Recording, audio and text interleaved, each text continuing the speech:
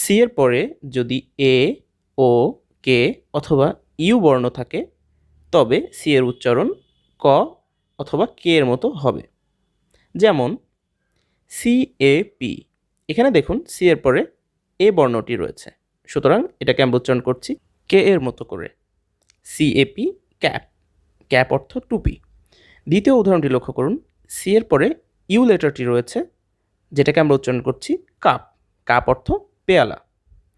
তৃতীয় উদাহরণ লক্ষ্য করুন, এখানে সি এর পরে ও লেটারটি রয়েছে, COT, কট, কট অর্থ দড়ির দোলনা।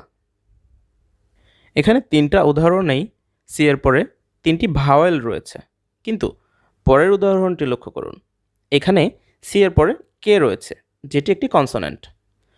সুতরাং BACK, এটাকে আমরা উচ্চারণ করছি ব্যাক, কে এর মতো করে।